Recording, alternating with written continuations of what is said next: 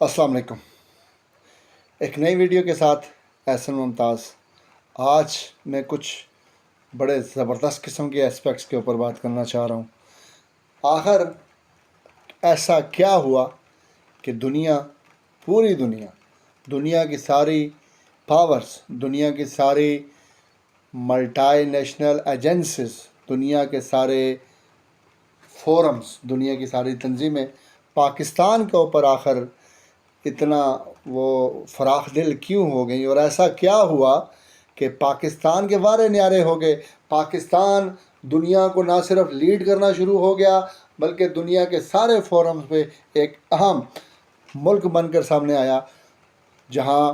پاکستان کو اس وقت اگر آپ غور کریں گے تو پاکستان کے پیچھے چائنا الگ سے کھڑا ہے، امریکہ پاکستان کی طرف آنے کی بھرپور کوشش کر رہا ہے اور پاکستان کو اپنی طرف لے کے جانے کی کوشش کر رہا ہے، رشیا آپ کے ساتھ ہے، امریکہ کا تو آپ کو پتہ ہے کہ ٹرمپ جیسا بندہ جس کی منہ سے تعریف نکلوانا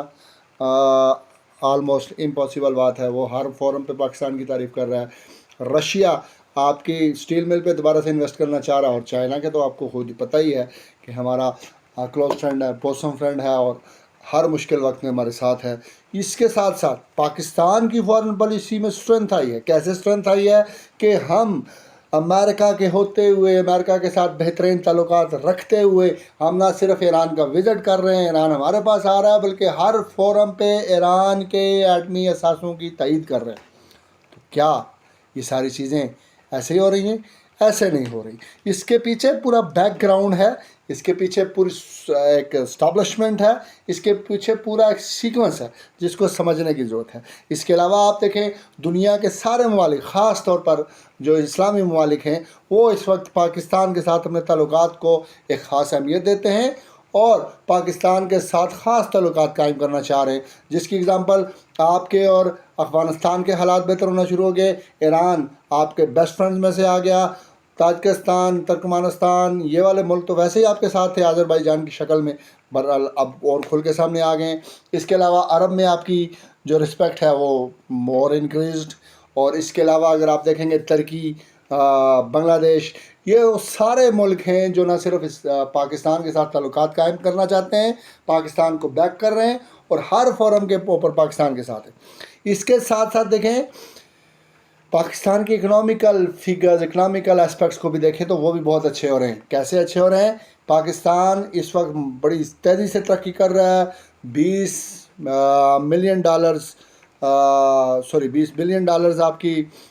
جو آپ کے ریزروز ہیں وہ پہنچ چکے ہوئے ہیں۔ اس کے علاوہ آپ کو آئی ایم ایف سے آپ کی جو وہ ڈیپٹ ریلیز ہونا تھا وہ ہو چکا ہوا ہے۔ اس کے علاوہ 10 سالوں کے لیے آپ کو ورلڈ بینک قرض دے رہا ہے،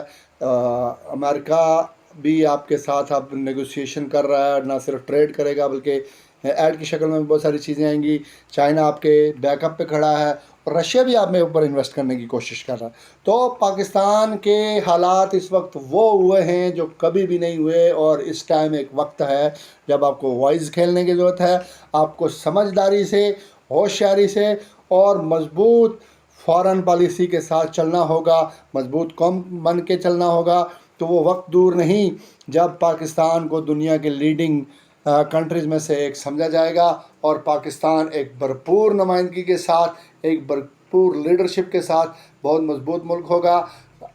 ضرورت اس امر کی ہے کہ ہمیں مل جل کر اپنے ذاتی مسائل، اپنے اندرونی مسائل کو کم سے کم کرنا ہے، اور تاکہ ہماری جو امیج ایک اچھی ہوئی ہے اور مضبوط ہو جائے۔ ہمیں ایز اے نیشن بہت فیئر، آنیسٹ اور ہارڈ ورکنگ نیشن کے طور پہ سامنے آنا ہے، دنیا کو بتانا ہے کہ پاکستان ایک ایسا ملک ہے جو کچھ بھی کر سکتا ہے، اور ایک ایسا سینیریو بلڈ ہوا ہے کہ اس وقت دنیا ساری کی دولت، دنیا ساری کے ریسورسز، دنیا ساری کی فارن پالیسی، دنیا ساری کی ڈپلومیسی، دنیا ساری کی لاجسٹکس، دنیا ساری کی اسٹریٹجیکل ویلیو، وہ ساری پاکستان کو دی جا رہی ہے، اور پاکستان کو اس کی اہمیت کا اندازہ کرتے ہوئے اس سے بینیفٹ اٹھانا ہے، اور وہ جو خواب ہمارا ہے اس کو شرمندہ تعبیر کرنا ہے۔ اور جیسا کہ قائد اعظم نے کہا تھا کہ there is no power who can undo Pakistan, Pakistan کبھی ختم نہیں ہو سکتا۔ پاکستان زندہ باد۔